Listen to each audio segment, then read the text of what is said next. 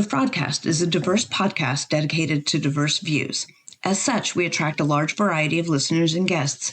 The views and opinions expressed by the guests do not necessarily reflect the views and opinions of the podcast or its hosts. Any content provided is of their own opinion and not intended to malign any person, group, or organization. Appearance on the Fraudcast does not represent endorsement or acceptance of their views, either explicitly or implicitly. Listen responsibly.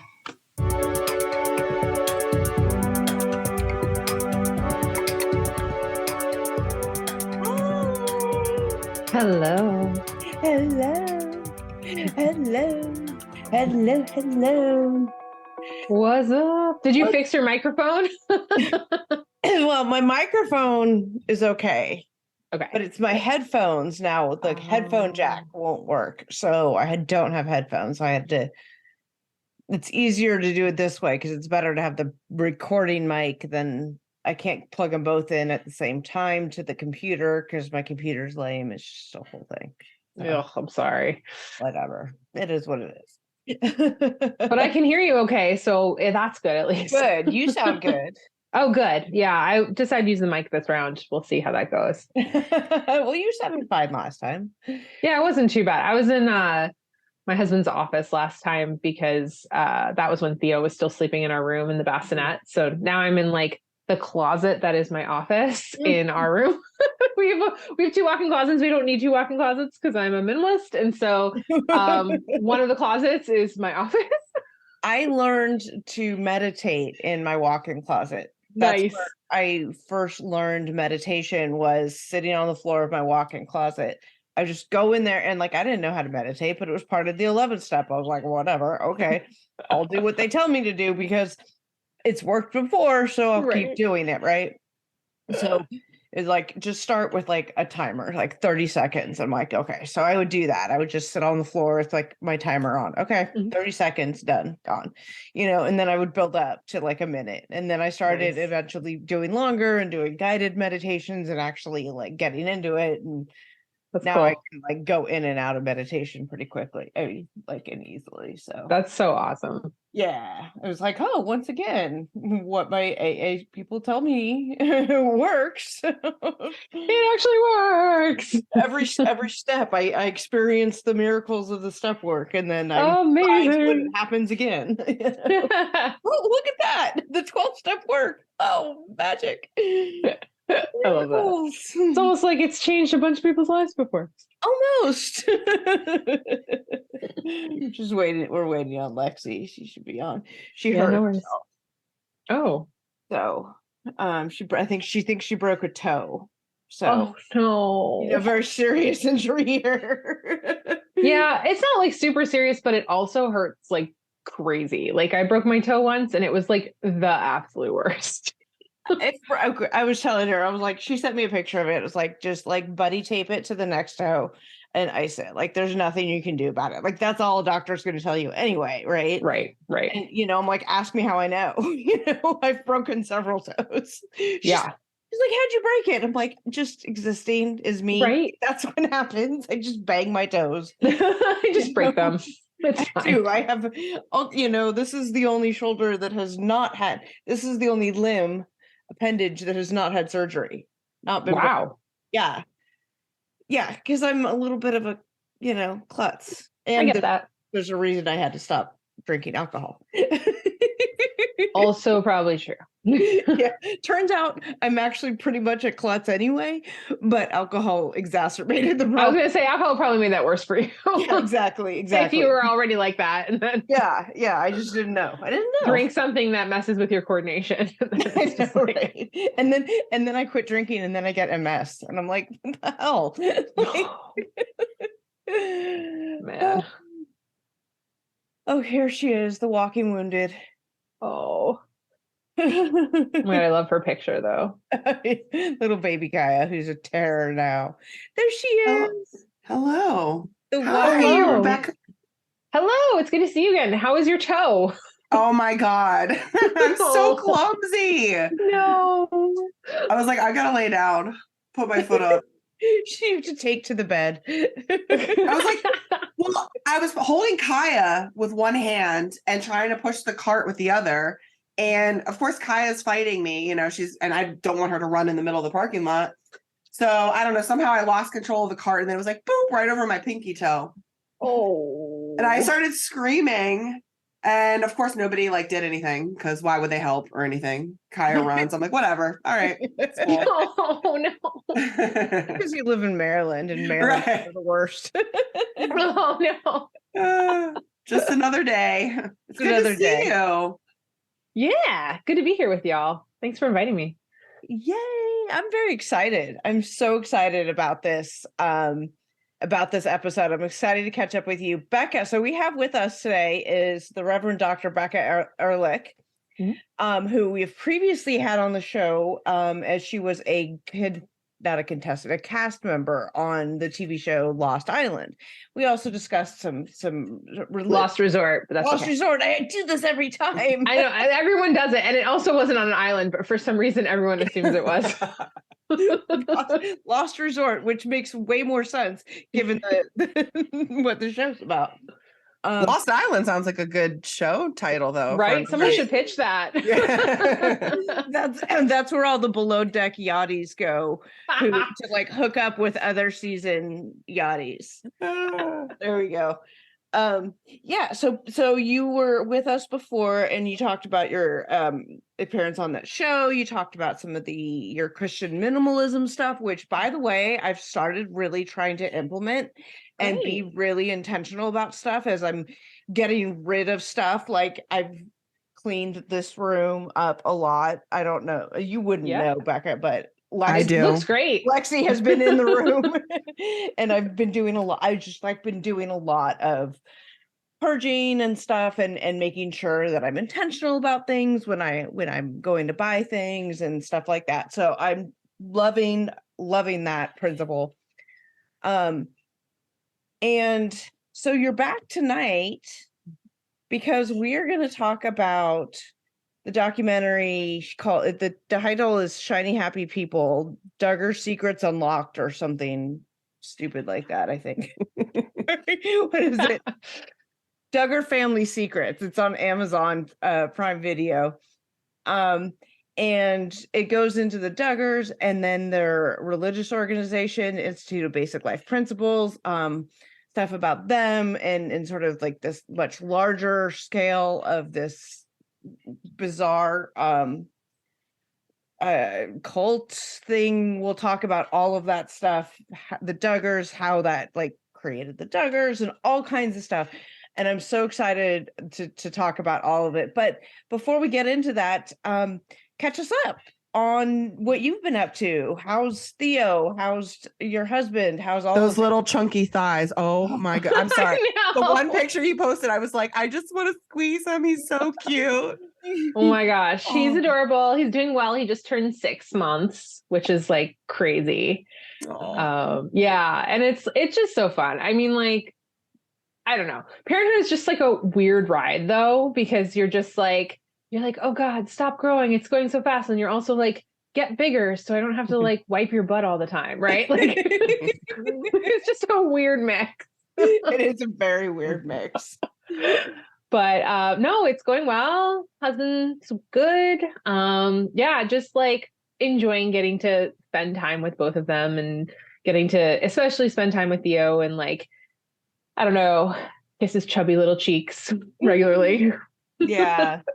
Yeah. Oh, that's great. That's great. He looks so happy. He just looks like a happy baby. He does. He's such a cute baby. Really. I know. And it's funny because everyone says oh, that's a cute baby. But my mom especially will show people pictures and they'll be that is a really cute baby. Yeah. Exceptionally cute. Yeah. And I'm well, I can't take credit for that biologically, but I'd like to think that if he's around us, he gets cuter. I don't know. 100%. He's happy, and if happy babies makes a cuter baby, trust, right? Sure. The video that Lexi sent me of Kaya today, just you wait, Becca. Just you wait. Just being a demon child. Oh, he has his moments for sure, like all kids do, right? And I'm sure he'll have more of those moments as he becomes a toddler, because I've been like seeing all those Instagram reels where people are like making fun of like, what is it like to be with a toddler? And I'm like, oh boy.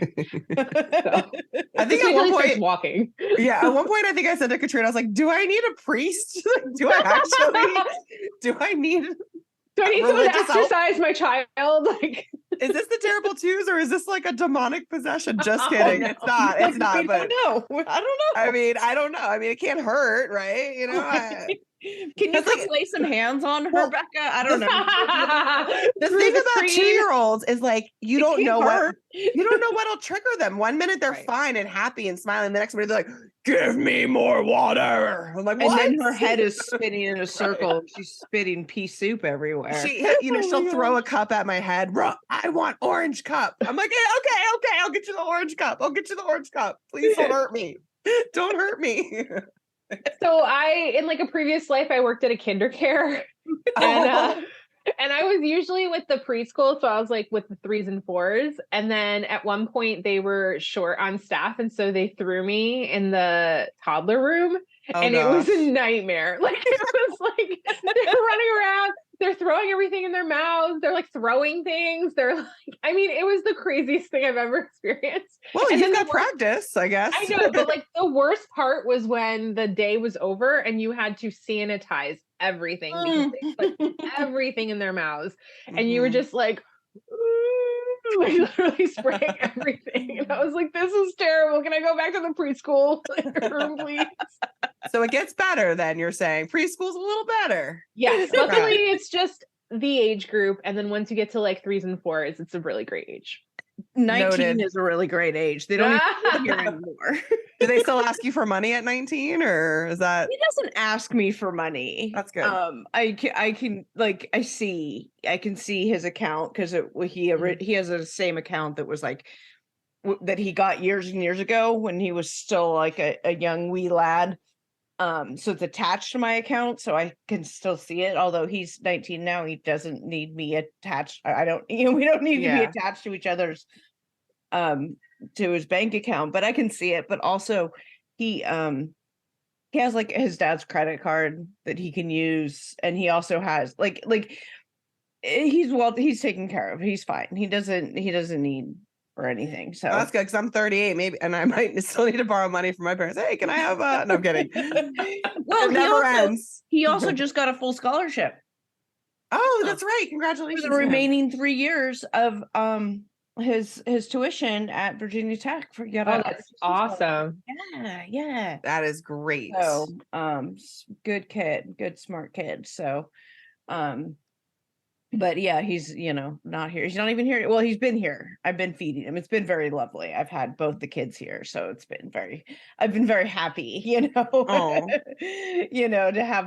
have them around. And even if I'm not hanging out with them, it's like, oh, my world is normal again. I can hear both kids playing on their respective computers or whatever. Whatever.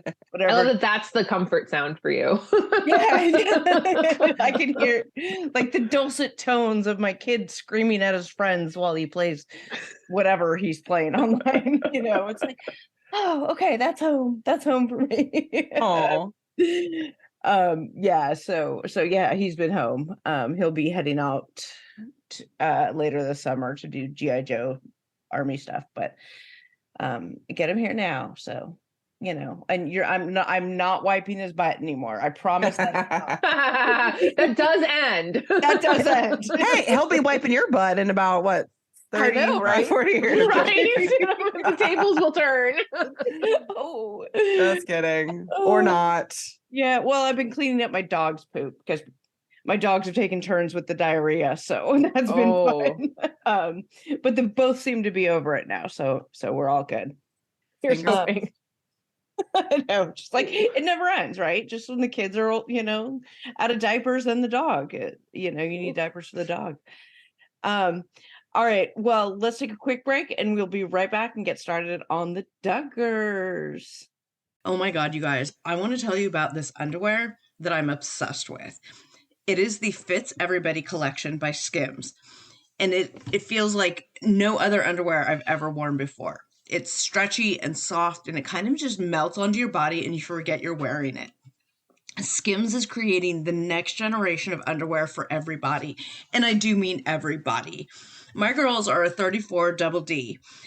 I've breastfed. I've had a reduction. I've gained weight. I've lost weight. I've been through it all. And this is my new favorite bra that I wear all the time. It is the Fits Everybody t-shirt bra. And I'm telling you, it's a miracle. A t-shirt bra I can actually wear. I love it. It's my favorite.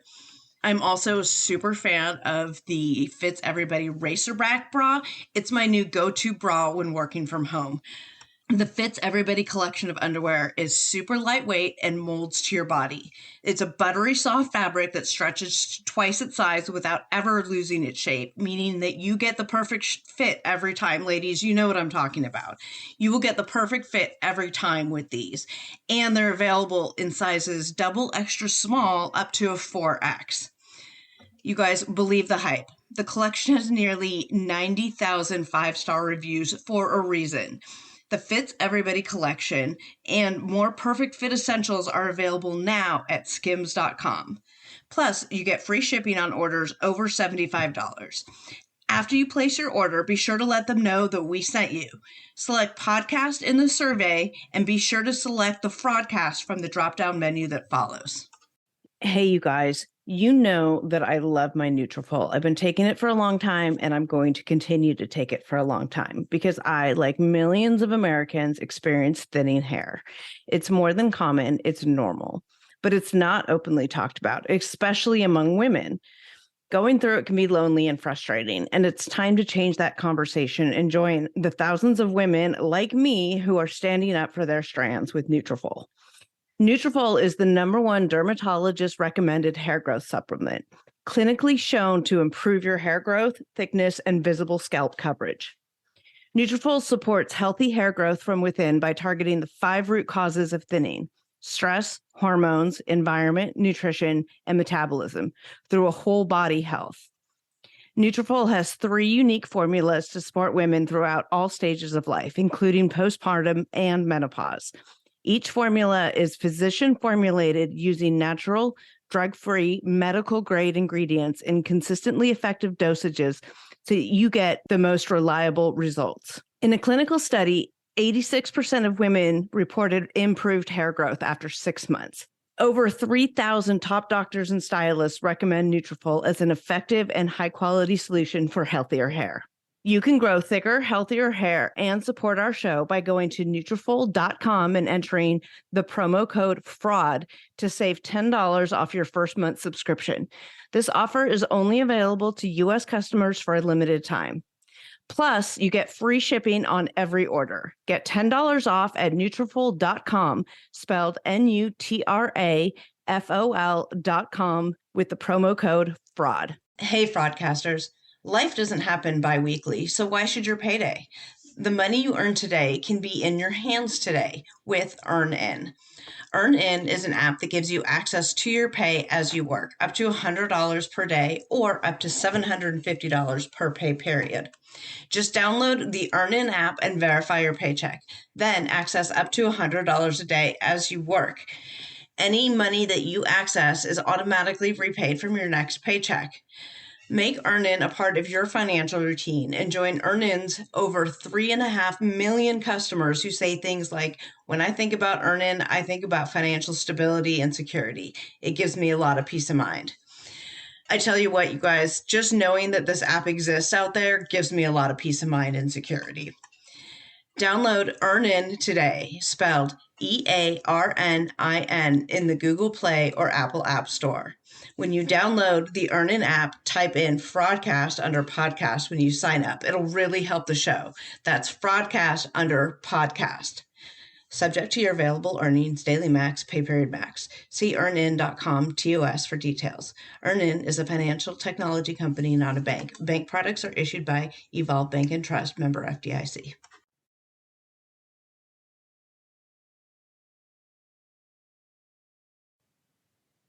Okay. All right. And we're back.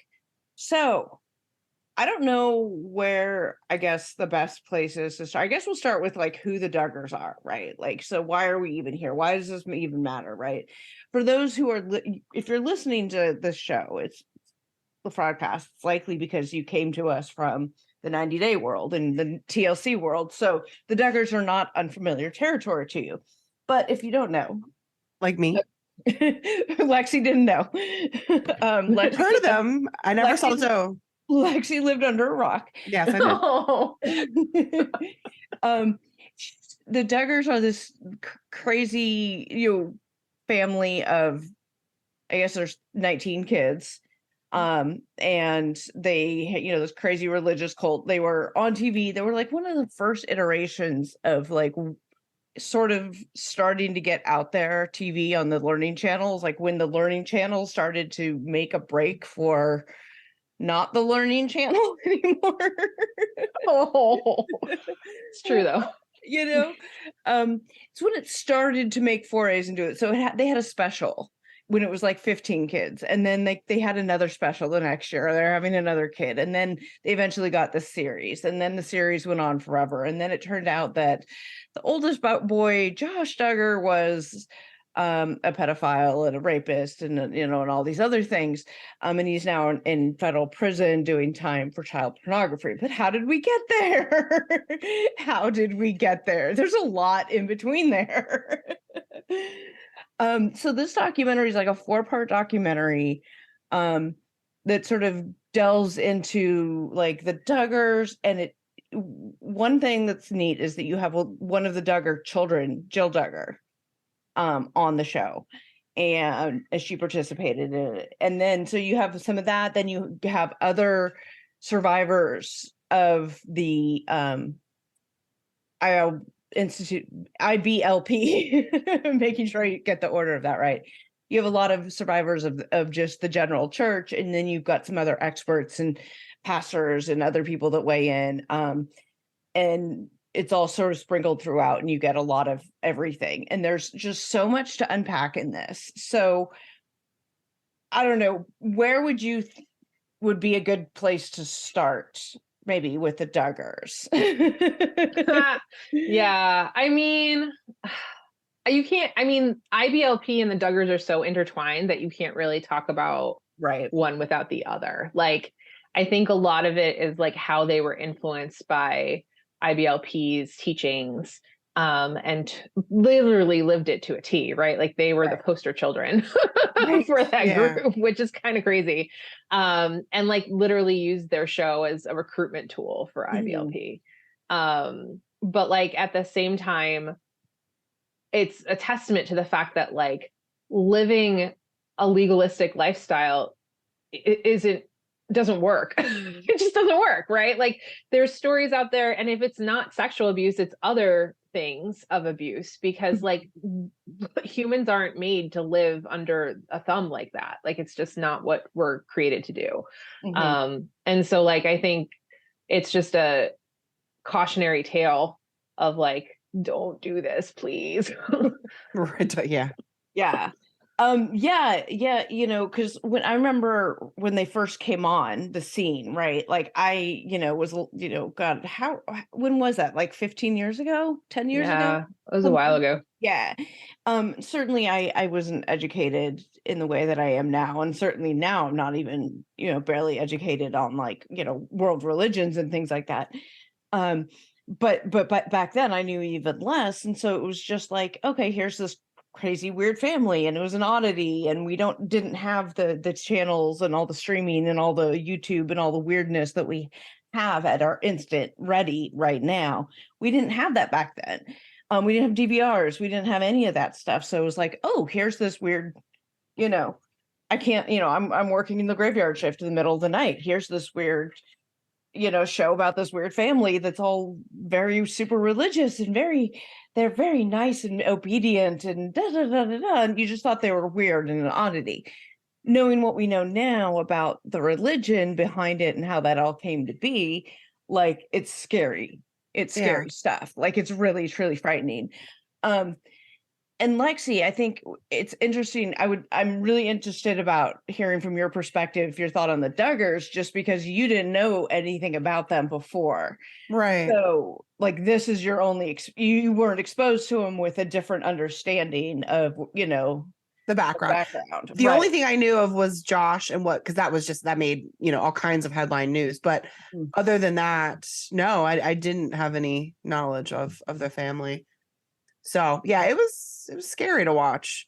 It reminded me a lot, like one of my degrees is in psychology, and it reminded me of like things that like psychological experiments that you're not allowed to do because you would never get approved, like the blanket experiment, which I'm sure we'll talk about. Blanket time. Yeah. Blanket time. Yeah. I shouldn't say experiment, blanket time, which is like absolutely abuse.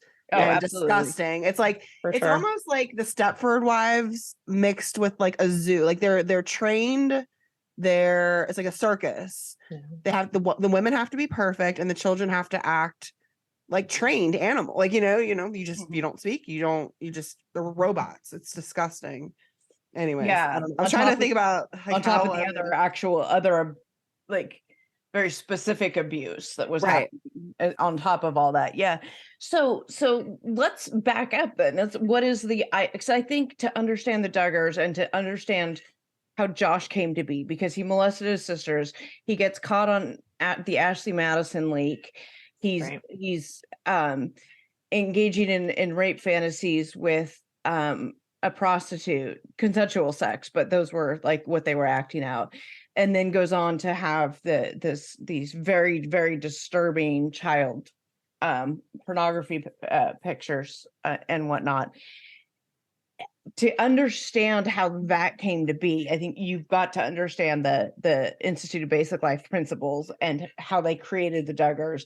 And to understand the other big, huge question is, why did Anna stay? His Josh's wife, Anna. Why did she stay? And I think that can be answered very easily, actually, once you understand the sort of the basics of, and then even the more specific teachings of the IBLP. And also my question is, what happened to Josh? Because typical 12-year-olds don't molest siblings unless they've experienced it themselves or they've been exposed to some, like you don't just know what to do necessarily. I don't know. And that makes me think, was there something else going on?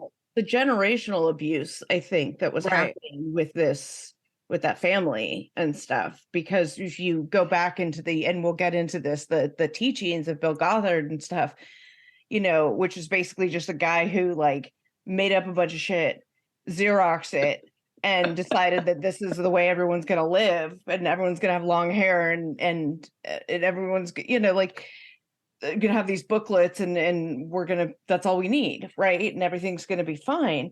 He's just made a bunch of shit up. But I think understanding that generational, where these people came from, where they came from, I think answers that question, because he was raised in this belief system that encourages, and that in fact not only like turns a blind eye to it, but I think encourages it.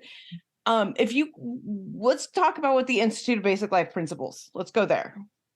Why don't you go ahead, Becca? You want me to? Okay. Well, I won't call you a religious expert, but far more than any of the rest of us, given our the Reverend Doctor. Yeah. So yeah. I don't even know where to start. So basically, IBLP is a fundamentalist ministry that encourages people to, specifically families, to live a very specific way. So the big thing that they teach that pretty much affects everything else is this like umbrella of authority, or which basically like it shows this huge umbrella and it says Christ on it. And then under that is like the umbrella where it shows like the man of the house, right? The husband. And then under that umbrella is then the wife. And then under her umbrella is like the children. And so basically the idea is that like these umbrellas show who you need to obey and who has power over you. But in addition to that, like they're called umbrellas of protection, which is really messed up, because what that means is like, if you step outside of these umbrellas, then you are no longer protected and like bad things are going to happen to you, basically. And it's your fault. And it's your Yeah. fault, right? Yeah. Which we've talked about before as spiritual abuse on here, right? That like pinning it on the victims is never a good thing. Right. And there's a lot of that there, particularly with the women, which Right. I think which explains Anna so well, but Totally. And so that sort of that concept of authority then drives a lot of their other stuff around like, what does it mean to be a good wife? What does it mean to be a good child? What does it mean to be a good husband? Like everyone is supposed to be in these very specific roles and act in very specific ways. And when you don't do that, they put you in line very, very quickly. And that's where like abuse and other things happen, because like, if you're not doing that, you have to get back in line because that's God ordained, which is also really messed up because that's really bad spiritual abuse, because then it's like, I can't step out of this because this is what God needs me to do. And if I don't do it, like I'm going to burn in hell. right. And didn't Bill Gothard, right, who's the sort of the founder of this, the granddaddy of this, or whatever you want to call it. Satan. He what was I gonna say? I lost my train of thought. Sorry. Bill Goddard. He never married or had kids, right? And so shocking. Like that's right. And so like that's hilarious to me that like he's making this huge blueprint for how a family should be. Right. Oh yeah. And then never lived it himself.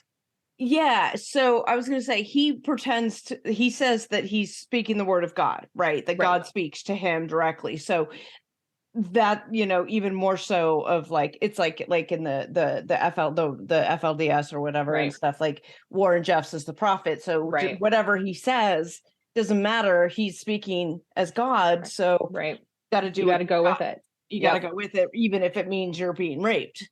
Totally. Well, and I was thinking about this. I was rewatching pieces of the documentary to prep for tonight. And so these wisdom booklets that they used for their ATI or their Advanced Training Institute homeschooling program. Their homeschool program. Right, which is terrifying. Right. School in quotes, right? But what's fascinating about it is like they basically train you to do victim shaming, because he teaches this like really horrible misinterpretation of scripture, which basically says like, if a woman doesn't like yell out when she's getting sexually assaulted, then it's like she's just to blame for the assault as the assaulter, which is horrible in itself. But then you take into account these umbrellas of authority that is drummed into people, right? And so like, if someone's getting raped, like they're not going to shout out because they've been trained that like the male has the authority. And so it's like this horrible theological trap where like you're to blame because you're not yelling out, but you're never going to yell out because we told you not to. Yeah. And so it's literally just primed for abuse and victim shaming. We'll be right back. And now back to the Fraudcast. Right. Okay. So he has this homeschool program and he uses these wisdom booklets to train all these people, right? And it's all designed this patriarchal structure, which almost all are, right? Like I think there's very few cults that are led by women, right? But I think for the most part, the patriarchal structure of it designed, that if a man is having sex with you, it's because God wants him to have sex with you. So how can you cry out, right? Like, how can you do that? And then, I don't know. I was going to say something else about the wisdom booklets, but I forgot now. So let's continue. I saw a lot of parallels with Scientology in some ways with the like just the marketing of it, I guess. Mm-hmm. The training, the indoctrination, the taking the kids away from or people away from their families and putting them in whatever they called it, the house. There's some way. I mean, obviously Scientology is not God-based necessarily, it's more alien-based, but choose your deity, right? Well, and this went quick, but there was a quick section where one of the ex-IBLP folks were talking about how like you had to meet with people like multiple times a week and like talk about all the bad stuff you did and like confess your sins, and like they kept making you do that over and over and over. And then they would use that later to basically be like, yeah. And so I was like, oh man, that's like Nexium. That's like psychology. Collateral. Yeah. Right. Like, and I was just like, that's so crazy. And it's actually part of the BITE model. I don't know if you all have heard of that. No. I just learned about the BITE model. I was just finished Emily Paulson's book. Hey, hun, highly recommend it. Not an ad. Highly recommend it. Really, really good. But she talks about her multi-level marketing company as a cult, because it is. And then she also sprinkles in some white supremacy roots and some other stuff. It's really, really good. And she's also sober too. So it's a whole full circle thing for me. But she talks about the BITE model, but if you want to explain it, Yeah. So basically, Stephen Hassan has this thing called the BITE model. And basically it's what cult or cult-like groups use to control people. And so BITE stands for behavioral, information, thought, and emotional control. And so basically, like, for example, behavioral is like affects how you dress or how you do your hair or like how you live out your faith. You know, information is like isolating people so they're only getting information from the group, that sort of stuff. Thought is like, maybe, so I'm laughing because this is so, it literally fits into a T, but like, making sure that you get rid of any negative thoughts and only positive thoughts, which is like complete spiritual bypassing, which is like the whole shiny, happy people thing, right? Right. And then emotional is like making sure that like they're tuning your emotional responses to things. Making you confess a lot so that you feel bad about it, and making sure that like they have the answers, right? Yeah. And so like once you start looking at the BITE model and you start thinking of like all these groups, you're like, oh crap, there's a lot of cults out there. Using the same kinds of things. Yeah. So it's like, I mean, as far as I can tell, this guy Bill Gothard just decided that like he's whatever these really, really bad values, and they're shades of, you know, back, we'll make America great again, right? They even they talk about it, and as one of the people talks about, he's like, well, great for who? Like, right, you know, Protestant white men, right? Like that's the only, everybody else was not, you know, it wasn't a great time for them. So, but his teachings are trying to like emulate that, right?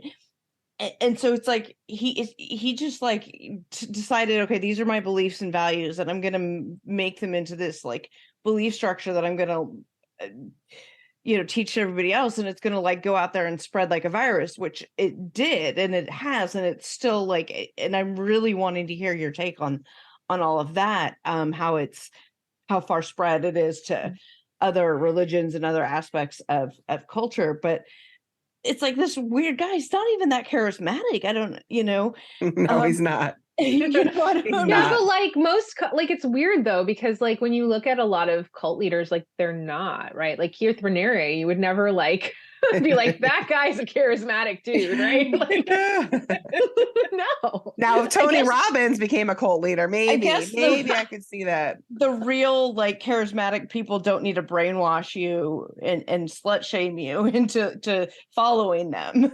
They're just like people, I guess.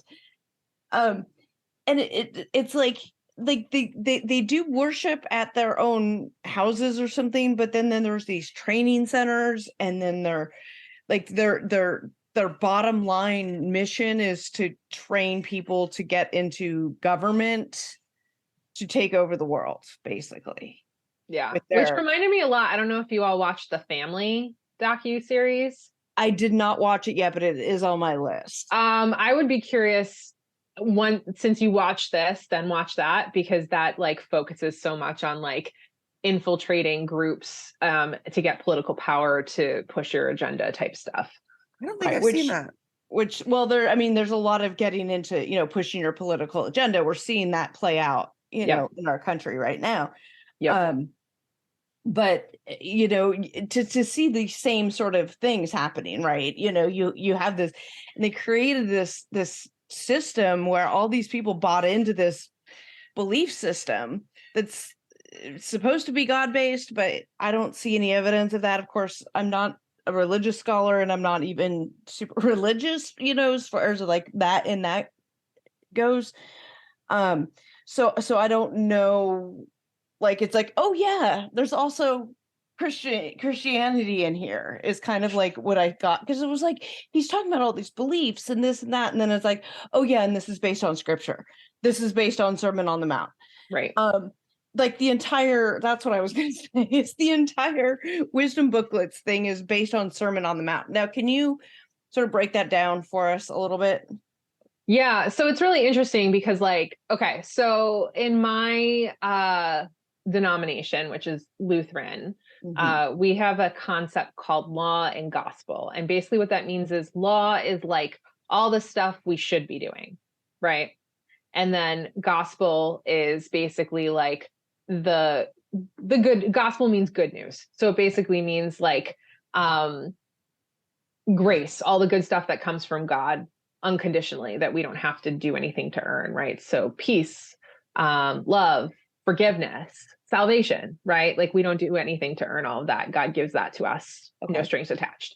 But we couldn't get to the gospel, the grace part, without the law, right? Because the law, like, we're always going to fall short. We're never going to be perfect. And so it shows us that we need Jesus. That's how that works. There is none of that in these teachings, right? Like there is literally none of that. It's literally just law. And like, and it was funny because when I was doing research on IBLP for this, like the way they talk about grace isn't even what grace actually is. Like I said, grace is all the stuff God gives us for free. And they see it as the desire and ability to like do good things, which again puts it on you.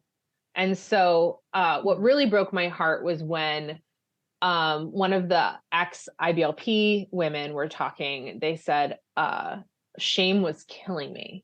They're part of it. And I was like, well, yeah, like, because no one's perfect and we're never gonna like match all the things that we're supposed to be doing. So if you're only experiencing the law, if you're only experiencing the stuff that you should be doing and not experiencing that grace, that gospel part, like, of course you're going to be like shamed all the time. And it's just an awful and terrible way to live.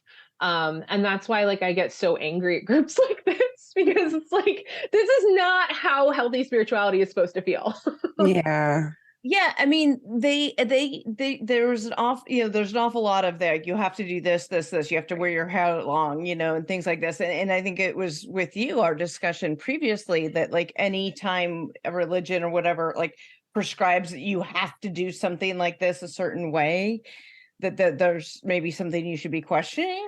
And I can't remember if I'm attributing it incorrectly, then I'm sorry. Yeah. Well, I think we talked like the general idea of like, if they're squashing questions, like that's not healthy, right? Like a good healthy faith and a good healthy spirituality is like being able to ask questions and wrestle with things. And this was very much the opposite of that, right? Like this is very much like, this is the way it should be. It's God ordained and you do it. And that's it. And if you ask questions, like they get you back in line in some fashion. And in this case, they're getting you back in line is very severe. We touched up a little bit on blanket training, which is, I guess, one of the early versions of their physical abuse and mental, emotional, and spiritual, and all these other things. They put the baby, and the baby, it'd be like Theo's age, like on a blanket with a toy just out of their reach. And every time they reach for the toy, I'm blanking. Do they yell at him or do they hit him? I forget what happens. They bop him on the hand. It was physical. Yeah, it was physical. And the whole point is, and they'll do this repeatedly for like hours. And the point is to teach them to mind their mother, to obey, because this concept of obeying that who is in authority of you, right? And this child, is under the authority of the parent, and the mom, in absence of a older white, an older male, I guess, to take over. She would be the one. So they would put him on a blanket to train him like this. And eventually, the baby will learn, to mind their mother, as it were. And then, that just continues as they grow. There's the really disturbing videos of the guy demonstrating the spanking. Yes. And then the other video of the guy showing this is how you can bless them and punish them at the same time. Now, one of you want to tackle those? Yeah. I don't even Super know. creepy. Yeah, it's bad. Yeah. So, I mean, they're having these like seminars to teach people how to beat their children. Right. Well, yeah. And what was interesting was, what's the cousin's name? Amy? Amy. Duggar? Yeah. Yeah. So she even was like, they asked her, one of the producers asked her, like, did you ever see your cousins punished, in that way? And she basically said, yeah, they called it encouragement. Like they would bring them into a room and be like, you need some encouragement right now. Why don't you come in here and have some encouragement? And it just reminded me of like the room in Severance. You guys watch Severance? Yes, it's such a good show. Right. And like they just bring them in and they basically like make them sit there until they're fully apologetic or whatever. And it felt like the like break room. Right. Yeah, the break room. And I feel like that was like the physical abuse version of the break room. And it just like really made me sad and disgusted. Yeah. Between blanket training and that, and then Well, then they said they would smack them for hours until they stopped crying. Right. That was one of the things. I'm like, this is just disgusting. I don't even know where to begin. Like how I feel about this. And then one of the training centers, and the training centers we're going to touch back on in a minute when we get to Josh Duggar specifically, because he went to one of these training centers, right? Yeah. Are you going to talk about the prayer rooms, locking people in prayer rooms? Yeah. That's where I was going, right? Oh God. Yeah. Which is totally like NXIVM, right? Where that woman testified in trial that like, they literally like put her in a room with like nothing in it and made her stay there for like ever. A year. Yeah. And it's just like, and you like, what do you think's going to happen if you like, I basically doing solitary confinement for someone? Mm-hmm. Like we've proven that that's not good psychologically for people. Nope. Yeah. And these people, they keep doing it, and they do it at any age. The right. One woman who is the former IBLP talked about how her husband would do it to her, because this idea that you're supposed to beat the children, there's no age restriction on it, and it includes wives, and she was raped multiple times on her wedding night. Yeah. And this is somebody who's taught that you're supposed to, submit to sex anytime, anywhere, at the will of the man. And she was, she was right. So they talk about having their sort of will beat out of them, right? Like, of course you're not going to say no and do, why would the Duggar girls agree to go on the Megyn Kelly interview, which we'll talk about in a minute, well, they're not going to say no. They've had the will beat out of them since they were babies sitting on a blanket trying to get a toy they're put in front of them, so that's sort of the system that's the basics. I mean, there's so many more details, but that's sort of the basics underlying, right? So there's this idea with the women, right, that if you're to avoid eye traps. And, like what I'm wearing now, right? Obviously, massive eye trap. This, my Kim Kardashian bra on my skin. Your shoulders are showing. Your shoulders are showing. That's not appropriate. Yeah. And also too low cut, by the way. Too low cut. Yeah. Like I have my shoulders, you've got a thirst trap shirt on, because there's drawing attention to your neck. You should be wearing a high neck. Yep. Our hair isn't long enough. Oh, definitely not. Lexi's hair is long enough, but it's probably not curled pretty enough for the guys. No. So it's all of these things where if you quote unquote get raped, like if you're sexually assaulted, if you're raped, if a man does anything to you, it's because you invited it somehow. Yep.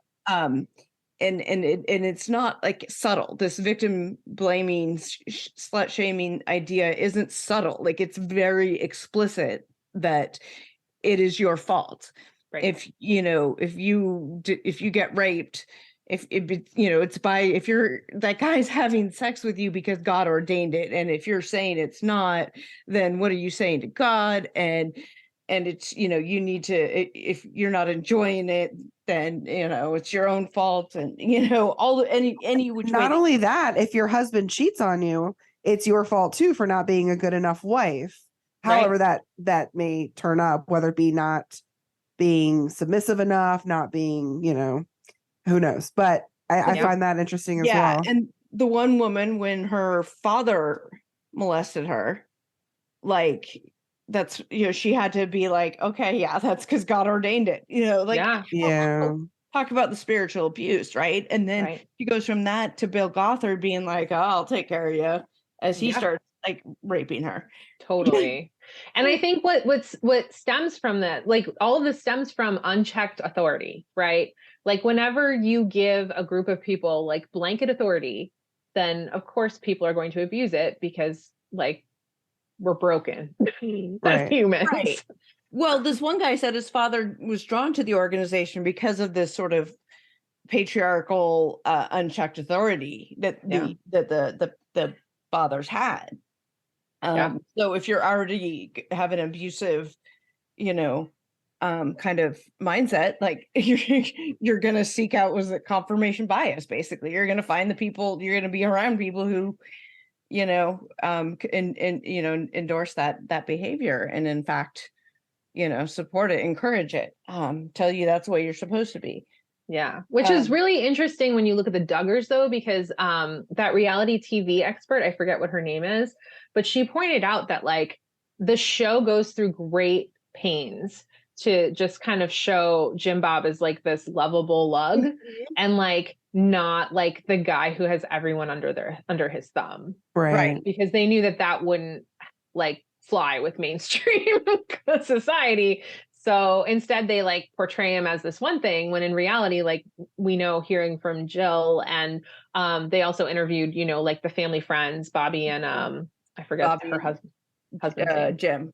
Yeah. And then and Jim Bob's sister, like, it's very clear, and Amy, right, and her husband, like, it's very clear talking to those who knew them that like Jim Bob's it, right? Like, the buck stopped with him, and which was very, very much IBLP culture. Right. And I found it interesting in the final, the fourth one, they talk about basically like Jim Bob is like the next Bill Gothard. They're like grooming him to take over, which is frightening. But so all of this is the backdrop, right? So abuse is the women's fault, and all of this stuff. Men are brought up to, you can do whatever you want, it's God ordained, and so that brings us to Josh Duggar. Now, the first offenses that we know about are him molesting several of his sisters, and the details of it are not completely clear, because I've heard varying stories reported about like the severity of it. Like Jim Bob is like, oh, it was over the clothes while they were sleeping, they didn't even know. And then like Jim and Bobby Holt are like, yeah, no, that's not quite how it was. And the girls won't talk about it on TV. Jill, to her credit, she's like, I'm not going to talk about that right now, Yeah. And Amy was like, no, like Jill literally pushed him away at one point. Yeah.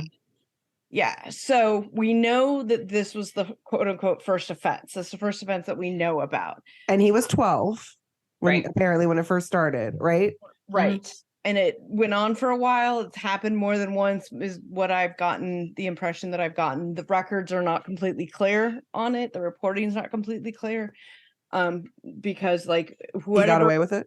Well, whoever reported it, like they made this news report. It got leaked out, and the girls were really upset that it got leaked out, because they didn't want anybody to know about it. And then it got leaked, and then it got leaked that it was them, and that they were the victims, and it caused this whole problem. Hopefully ultimately this will be healing for them, but that's their journey. Hopefully they heal from that. But so we have that. And how long did it go on before it was Jim Bob reported it to his friend Jim, right? I think first. And then well, it was definitely a few years, because I know he was courting Kaylee, the daughter of the Holtz. Right.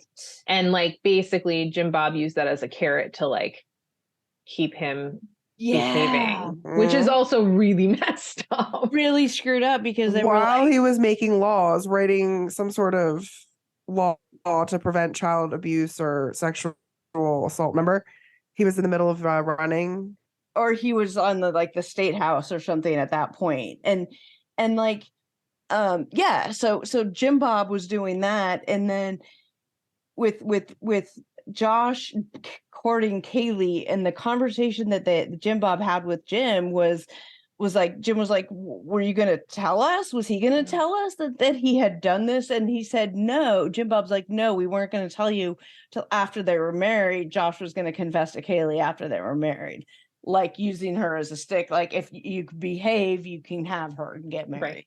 Yeah. And Crazy. they basically cut off contact with Jim Bob at that point. They were like, well, we're going to tell the authorities if you don't. So they go and they find this police officer who's IBLP, who and like good friends with Jim Bob, and then turns out that he also was like currently serving out prison time for child pornography, right? Which is like, oh. They go and tell him, and he says, oh, it's okay, don't worry, I'm sure he learned from it. Basically, somebody else finds out about it, I think, and they send him, oh, well, we'll send him away to get dealt with. You know, they send him to this work camp. It's right. like building which doesn't do anything to like fix anything, right? It just makes him like dig holes and stuff. Like no counseling. There's no, and it's run by the IBLP. So it's just one of these work centers where they lock the girls in the prayer rooms for weeks on end. You know, it's not any kind of sexual abuse, abuser, kind of, training, rehab facility, right? Rehab. Yeah. Rehab. And like, that was it. That's all they did for him. Yeah. Which is like terrifying, because then everyone's like, well, of course he like went back to doing stuff, because like he was never taught that was wrong. Like, right.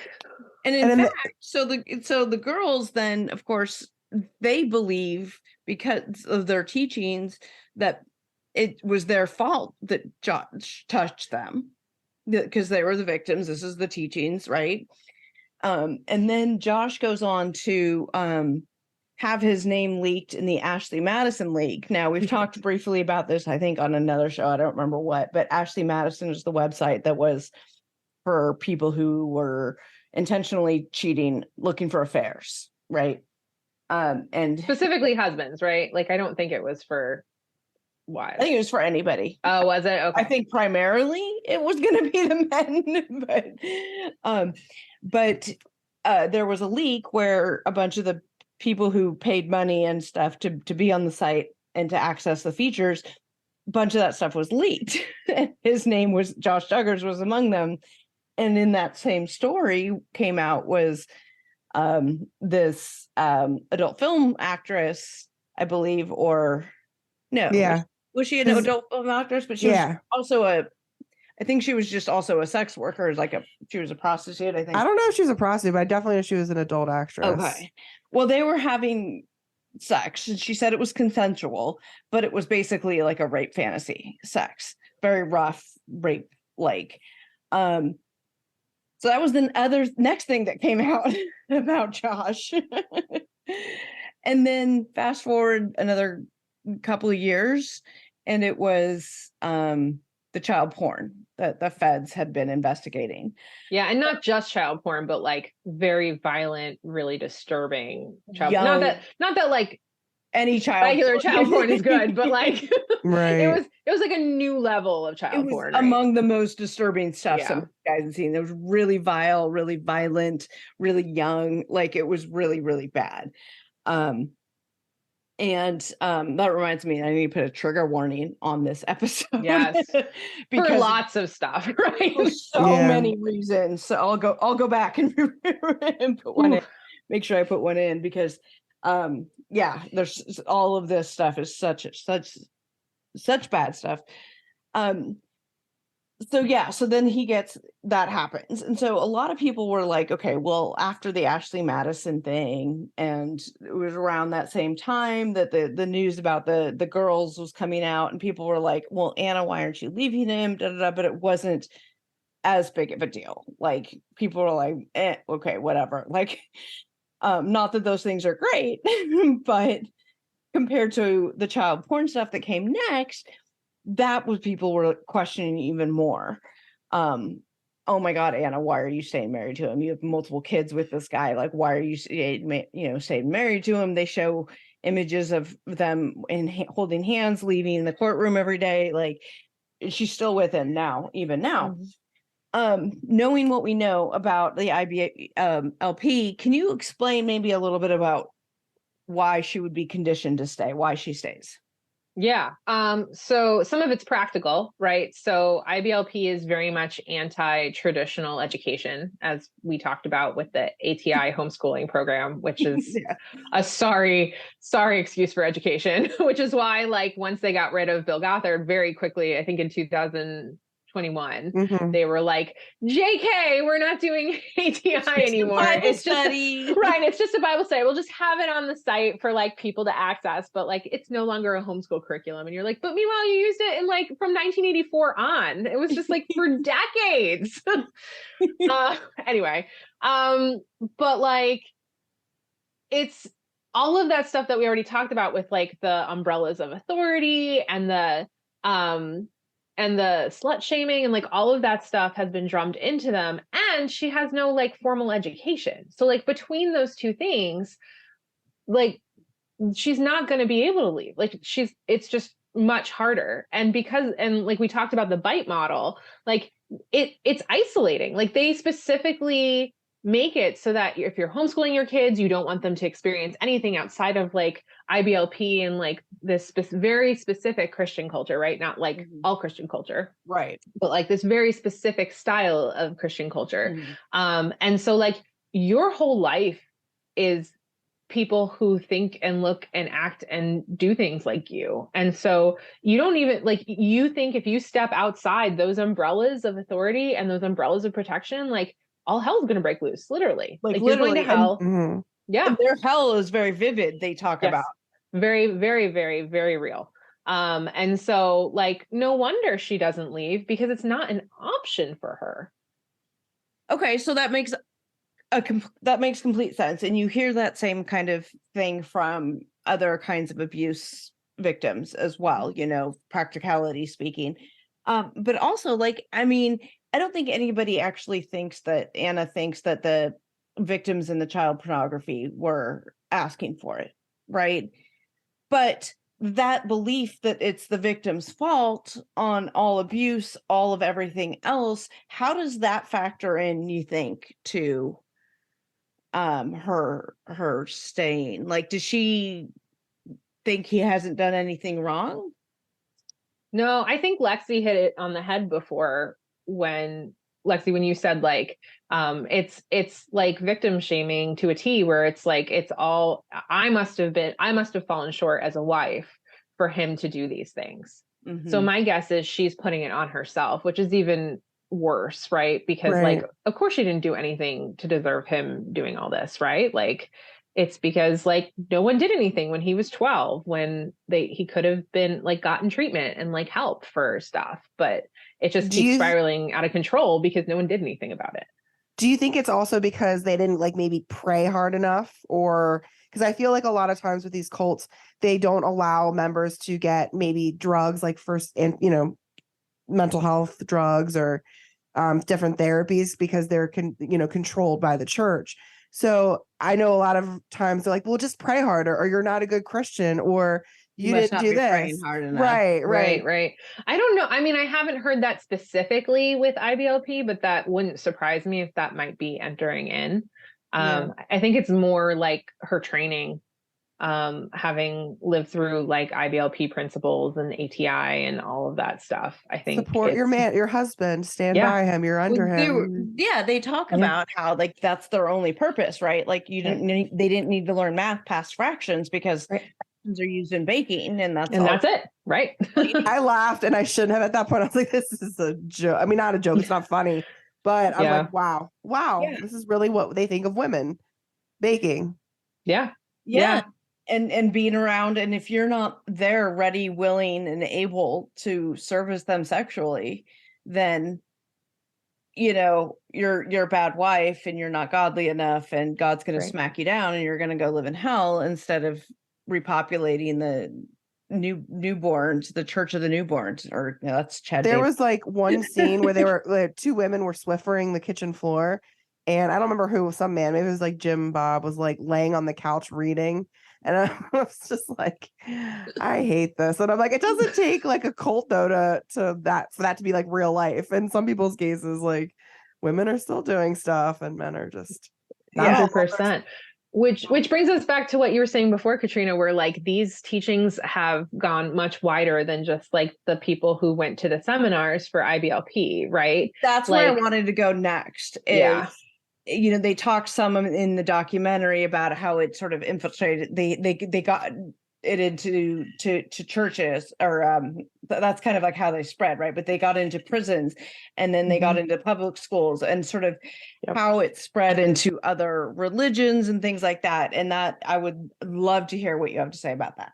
Yeah, it's really fascinating to me too, because like it seems like this fringe movement until you start to hear some of the teachings. And if you know anything about like Christianity and like church teachings, you start to be like, oh crud, like this, I definitely came across this in my own settings, like aspects of this, and like just thought it was like this crazy fringe thing. But in reality, like it became way more mainstream than we thought, right? So like they don't only touched on this very quickly, but in the documentary, they talk about this like character first program that they brought into public schools, which is basically teaching like blind authority for kids to their authority figures, which of course, like not great to be teaching.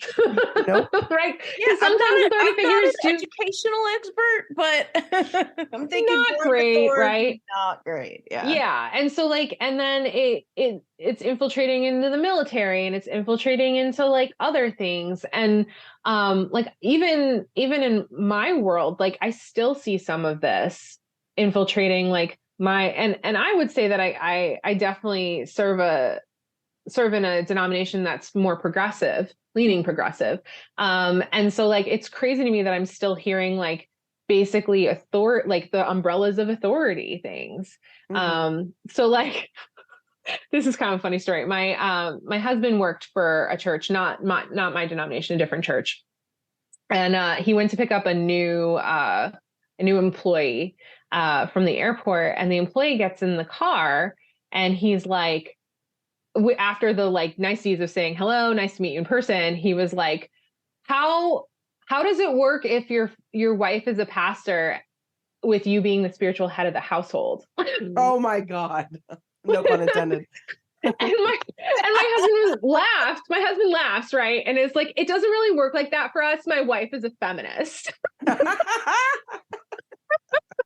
It's like, have you met my wife? well, you hadn't met me yet at that point. But like, but what's funny, not funny, haha funny, but like funny, weird funny, is that like, I don't think this employee ever like went to IBLP stuff. Like you would have been too young for that. I don't think that was a thing, but those teachings, right? Like they're not new in the sense of like people have been interpreting scripture in that way for a long time. It was a lot of reason why women were considered inferior, but like that sphere of authority is a very specific way of thinking about how the household should be run. And like, I've even come across it in different congregations I've served and stuff where people were just, I don't know the word I want is maybe uncomfortable with the idea of a female pastor. And not because like they actually believe women are inferior, but just because this is like infiltrated all these church settings and all these other public sphere places that like they've they've internalized this idea of what authority should look like. And so then when I get up there, they're like, what do I do now? This is not what I pictured authority to look like. She doesn't have a male voice. It's too high, like I hear that all the time. Like, your voice is too high and squeaky. I'm like, I'm a woman. You know what's interesting, actually, now that you mentioned that, is like, I think I said in the last time we spoke, I grew up Russian Orthodox, like very traditional. And I remember asking my dad when I was young, why are there no female priests? There are none in my religion that I grew up in. And he didn't really have an answer except for like, well, there just aren't, like, only men are priests or something. There was no, like, I mean, and granted, my dad is not like a sexist or whatever. Oh, no, not at all. But it was just very interesting. And it never really, when you grow up like that and that's all you know, you don't question it. And I could reflect back now and look at that and be like, wow, that doesn't, as an adult, I'm like, that doesn't really sit right with me, but it's only in being exposed to other religions. But that's why when Josh Duggar at 12 was molesting his sisters, it wasn't just that nobody redirected him and said, oh, no, wait, you probably shouldn't do that. That's bad, because they didn't see it as bad. Right. They didn't view it as bad, and that's why they didn't send him off anywhere else real. They only sent him to the church thing because, like, under pressure from the Holtz or whatever. And then, obviously later. Or maybe they thought it was bad, but they were just in denial, and they thought if they could pray harder and send him away to camp, that it would go away. There we go.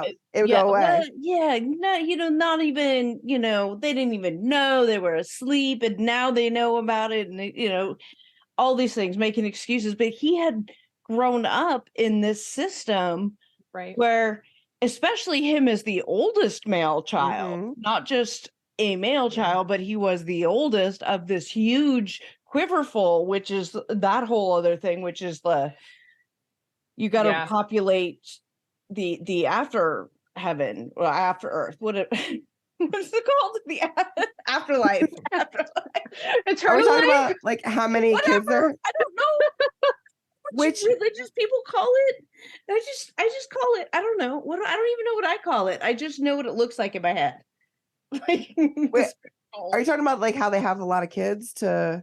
Yeah, the quiverful movement. Which, the quiverful system. How does that relate to eugenics? Because the more and more I'm learning about it, I feel like this is a bigger conversation, and it's more like trying to. I don't want to go into like racism and all that too much, but I will say that there's, you talk about infiltrating politics and all of that, and having more children. They talk about the segregation of the schools and how that's when they pulled them out to homeschool them back in the day.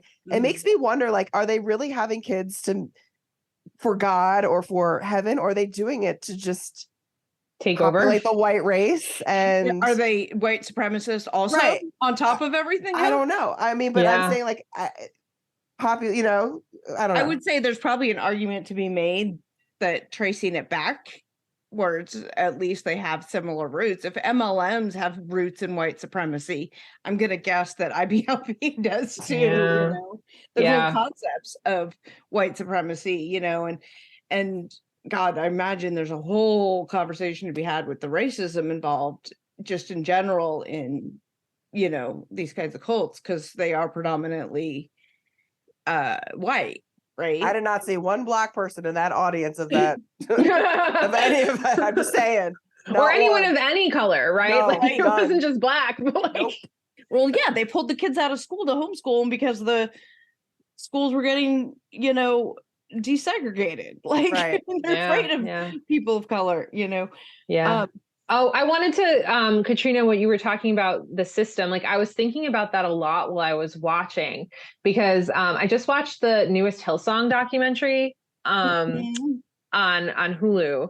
And I watched the other one that was on Paramount Plus. And like, what I was struck by when I watched that was like Carl Lentz, right? The pastor of Hillsong, New York City, who of course had that huge fall from grace because he was doing all sorts of things he shouldn't have been doing. And basically Hillsong scapegoated him.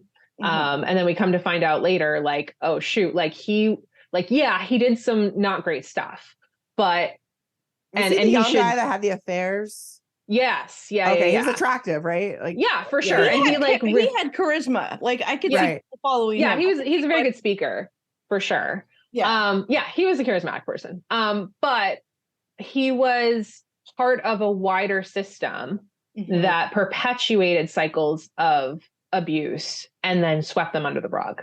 Right. Yeah. So like, yes, he is definitely responsible for his actions, but he was also part of a system that like condoned that behavior and like Encouraged perpetuated it. Yeah. Yeah. he Encouraged. was like a rock star. Yeah. Literally, there's like religious groupies, it seemed like, almost. I hate Yeah. to say that, but I mean, For sure. when you get to that size of a church, that's just massive. I mean, you're thousands of people in the audience. You're a Yeah. rock star, a Jesus Yeah, for star, sure. or whatever you want to call it. I don't know. For sure. And I But- think that's this situation is very similar to that, where it's like a system that's perpetuating these cycles of abuse and condoning them. And so Josh Duggar was part of that, where yes, he should be responsible for his actions. And also we have to acknowledge that there was this unhealthy system that's encouraging and perpetuating this abuse, and then like sweeping it under the rug and then continuing on as if nothing happened. And then it just continues. Yeah. Right. And we talked briefly about how like, so they sort of kicked Bill Gothard out, right? Right. They kind of push him to the side after they pushed his brother to the side by just relocating him to a place where he had which was more secluded. So side story is that Bill Gothard's brother was also problematic sexually with women. Shock, right? So what did they do? Only because they had to do something, and I forget why. They were like, "Oh, have him marry one of the women." Yeah, and the board was like, "That's our line." But you know what? I know the board. No, we're not going to do that. But you know what? You know who it worked for? David Koresh. He did that. He had that whole thing all worked out. That's how he did it. I've been obsessed watching some of the old Waco documentary. Well, like the new ones, the Waco, the Aftermath. I watched, and then I went backwards on a rabbit hole. And so I was watching a lot of stuff, trying to understand the allure of David Koresh. But he did that. He married one of his underage people to get away. So he didn't have a problem with it. But yeah, so Bill Gothard. Well, he didn't have a board that told him no. Yeah, that's true. So what did they do with this guy? They moved him to another location that was even more secluded, even less supervised, just out of the way. That's like what they do with the Catholic priest. Like, I know. I was thinking about that. I was like, that's literally what they do in like church situations, right? Right. Like, they're like, oh, this Catholic priest has been molesting boys. Let's put him in an all-girls school. I'm like, what is going on? This is not a solution. This is not a solution. Oh. And then then Bill Gothard, who we talked about earlier, how he has never married. When they're talking about this, he's never married, he never had children, yet he's writing this whole blueprint for how family should be. And his appeal, like his shtick was, if you raise your kids in this, they're not going to be, thugs, basically, right? Was this like, they're going to be good kids, and this girl's like, yeah, but I went to jail anyway. Like, right. In fact, probably went to jail because she lived in this like cycle of repression. And then like when she finally left, she was like, I'm gonna do all the things like an Amish person on Rumspringa, right? And then realized like, oh shoot, that probably wasn't a great idea. She said she got hooked on shoplifting. Right. Yeah. Like she didn't need the things, but she would do, because she was so restricted, it's like the baby on the blanket. Well, I'm going to take the things now. I'm going to take all the things. You just watch out, you CBS. I'm going to take all the things. Yeah. Right? Yeah. It's almost like repression doesn't work. Almost. Right. Right. Spoiler alert. Spoiler alert. Yeah. So you have, all of that happening, right? And then so he moves out, and they're talking about basically they're grooming Jim Bob to be getting into that next slot. And he's running for state senate again. He did a couple of terms in this Arkansas House, like whatever, a long time ago, but then he was running again. And they're like, the audacity of a man to be running for Senate, like while his son's going through a child pornography trial. Like the cognitive dissonance there is just like unbelievable. It's like I think it's the arrogance and narcissism. I think that whole family and religion is built on narcissistic assholes. Excuse my language, Becca. I apologize. Yes, I've never heard that word before, Leslie.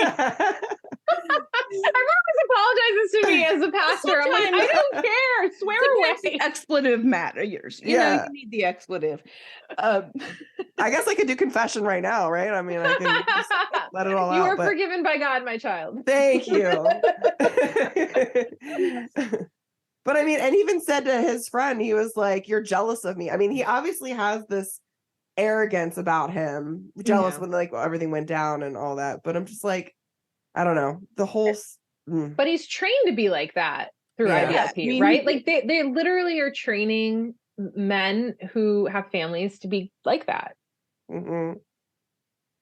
Yeah. And then one of the ex-IBLP people said like they saw like that there was gonna be a show with them. And they're like, I know the Duggars. I was in this church, da, da, da, da. And they're like, oh, finally the stuff's going to get exposed, because how can you be this abusive and you're going to be on a TV show?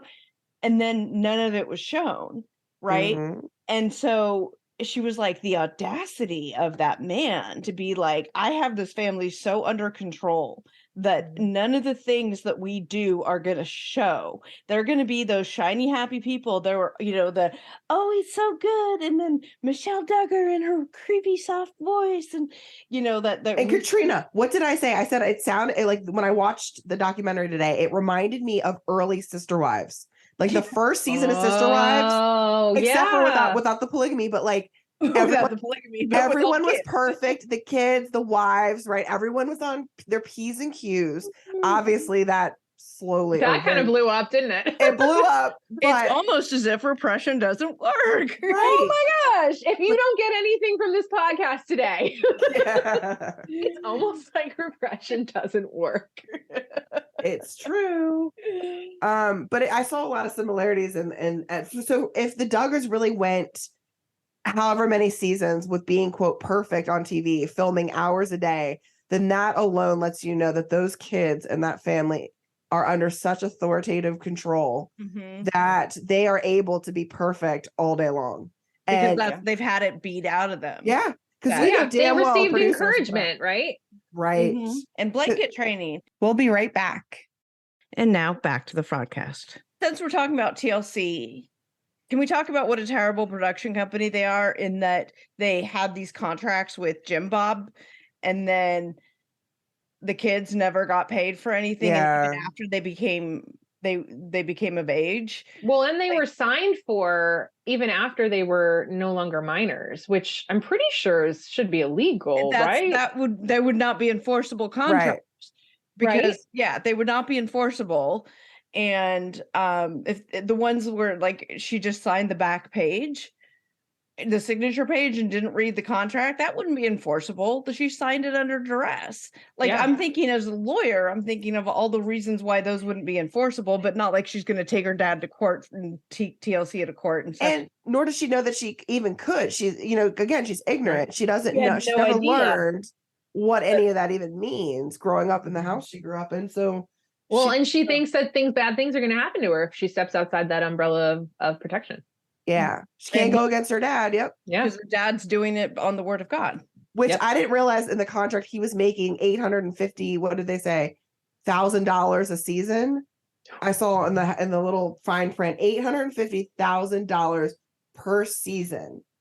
That is absolutely insane. And those kids didn't see one dime. Yeah, that's crazy. Sickening. And like Jill talking about like her birth and stuff, and she was just like, that was like one of the highest rated, seasons or something. And she asked just for like, hey, can I get money to pay like the medical bills that came out of that? And they're like, yeah, we paid your dad, which meant she wasn't going to see any of it. Yep. Horrible man. It's horrible.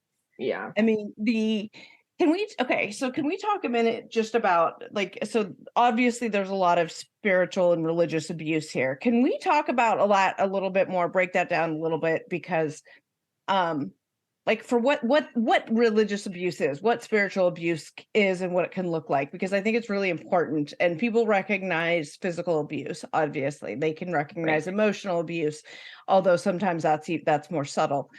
But religious and spiritual abuse, I think people so often don't realize that they're subject to it. Yeah, for sure. So some examples of spiritual abuse, right? So there's like actual abuse that's directed at people spiritually. And then there's also like any other type of abuse that happens in a spiritual setting, right? So like, for example, like using your religion's holy book to control your choices, or intimidating you into conforming to the values that the group espouses, or insulting other belief systems, saying the truth is in this group specifically, censoring you from asking questions or disagreeing with an organization or a leader, feeling isolated or rejected from your spiritual community if you go against what they're doing, public shaming or humiliation, threat of spiritual consequences for not reforming, like burning in hell, sexual or physical abuse within a spiritual community, or basically saying that like your relationship with God or deity or whatever is based on what you do, right? So those are just some examples of what like spiritual abuse can look like. And already, like, I'm sure everyone's spidey senses are tingling, just like listening to some of those and being like, oh shoot, this is like ticking off a whole lot of those boxes. Yeah. Well, I mean, because that's opening a whole can of worms, right? Because like, as we've been talking about, this generational these generational systems, that perpetuate these cycles of abuse and cycles of this. And not every religion is abusive, although there's probably some elements of abuse in any kind of religion.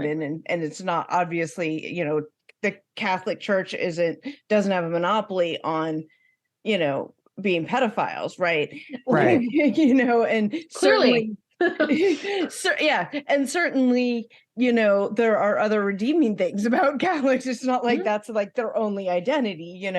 This stuff is permeated through lots of different kinds of things. But I think particularly under the guise of religion, it's this. Well, God said so, and oh my God, I don't want to make God mad, so I better just submit to this, sex act that's happening to me right now. Yeah. And like, this is why there's this thing that there's a group called ex-evangelicals where it's like people who and it's interesting because some ex-evangelicals like walk away from the church altogether, and then some of them stay in the church but not in that specific brand of Christianity, and do something that they call deconstructing their faith. We talked about that.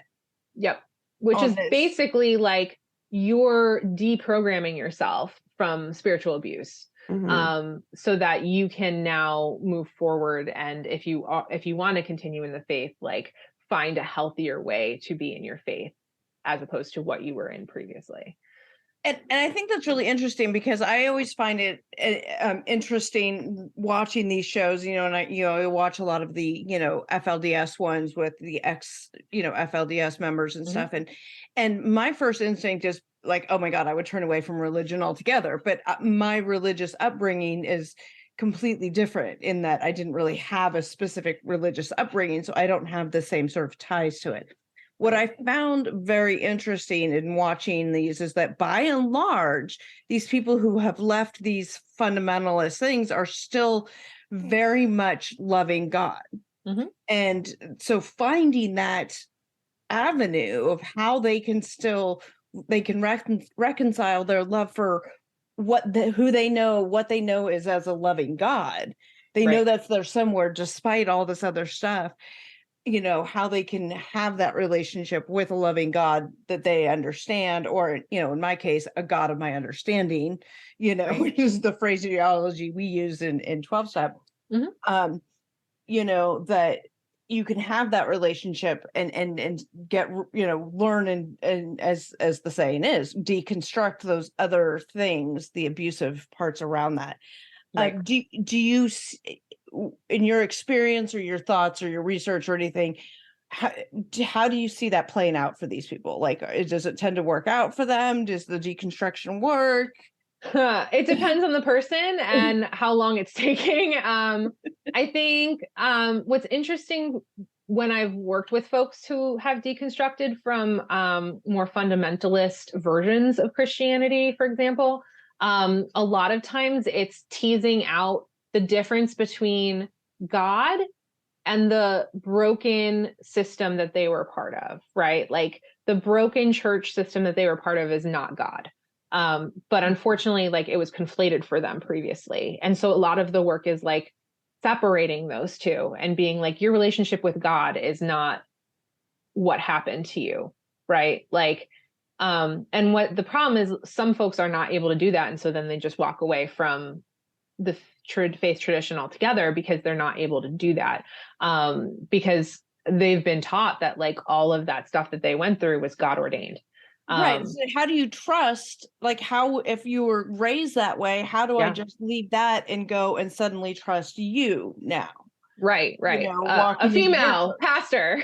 A female pastor with a rainbow stole probably and a nose ring. You have a nose ring. How dare you? Exactly. You know, so it takes a lot of time for people, and like obviously I'm a spiritual director, so I work on that level, but there obviously you need to like work in a team, like you definitely have a therapist and other people, a coach maybe, other people who are trained in different ways for this person to like think through things in a different way, because it's literally like deprogramming and reprogramming how you think about God and how you think about your faith and how you think about how you live out that faith. That's why there's like therapists who specialize in people who escape from cults, you know? Right. You know, there are. Did you guys ever watch that show, Escaping? Yes, I was just talking to someone about that in the Kingston Clan. Yeah, that was a great show. Mm-hmm. Yeah. It was really good. Yeah. I think she's done one of the girls from there has done she has a YouTube channel. And really? If you go down that rabbit hole of those Jeff's people, of the FLDS people and those kids and stuff, there's a whole like lots of people who have YouTube channels that are like answering questions and like having these things to explain it. And I went down that one night and there's just a lot of fascinating things. I'm gonna have to slide into their DMs next. Yeah, for sure.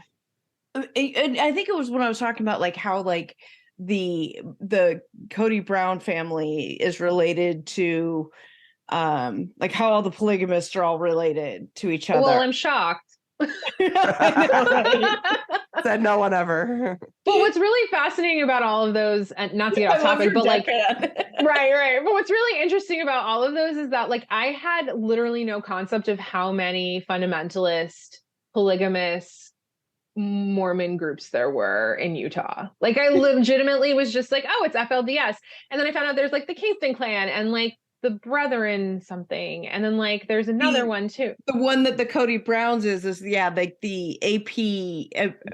There's like another one. Apostolic Brethren or something. Yeah. And you're just like that.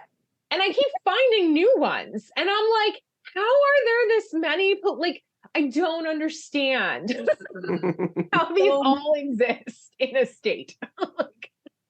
What would your advice be to sort of two-parter here to people who maybe having these bells starting to go off, flags starting to go off just in their own experiences where they may be currently in or were in spiritually religious abusive type of situations, and feel like there might be some harm? Like what would you tell those people? And then the other flip side would be, what would you tell people's families of people who are like IBLP or maybe in a cult? You know, and I know we're not talking like cult specific necessarily, but like what would we are though. I mean, there's aspects in of your it, congregation. Right? It was like, my daughter is in IBLP and she won't leave. Like, what do I do?